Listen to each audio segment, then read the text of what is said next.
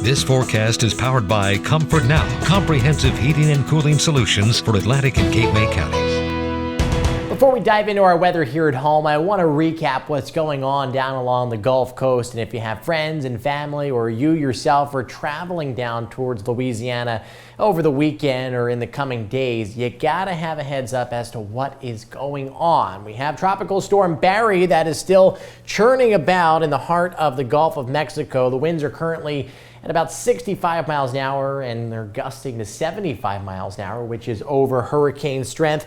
Pressure's down to 993 millibars, and it is moving to the west, northwest at about 6 miles an hour, and eventually by tomorrow morning, we are going to see it make that turn to the north and ultimately make landfall somewhere in the mid-Louisiana coastline area. A lot of convection on the south side of the circulation here. You can see on our simulated radar extremely heavy rain. And this is going to all be funneled up through Louisiana by tomorrow morning. In some areas, I was just reviewing the data, could see 10 to 20 inches of rain, especially right along the coast. So major flooding separate from the tidal issues. Winds are roaring out of the southeast, and that is leading to storm surge and coastal flooding and whatnot. It is a dangerous situation to be along the coast, especially in New Orleans with the levee problems. You go back all the way to 2005. We saw that with Katrina. Now, no, this isn't anything like that,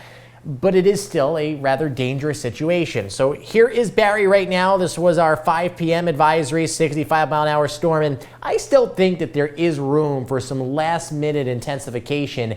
It could come close or get to Category 1 status here. Now, as this makes landfall, it is going to start to basically ride right along the Mississippi River Valley, and that is not good. I know a lot of you saw the videos of the devastation coming in from the Midwest, going back to April and May.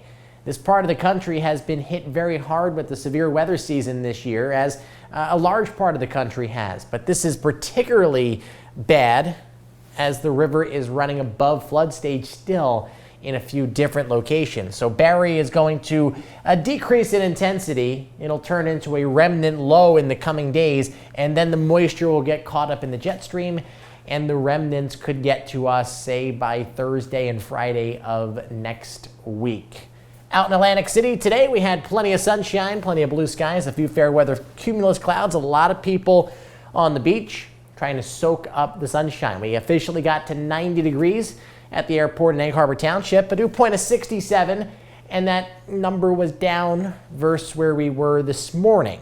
We're going to continue to see our humidity drop, and by tomorrow, it is not going to be bad whatsoever. Temperatures across the area, 87 in Hamilton and Millville, a pair of 8s for Cherry Hill, the warm spot up in Woodland Township through the heart of Burlington County, coming in just shy of 90, 85 in Toms River, and 86 in Beach Haven.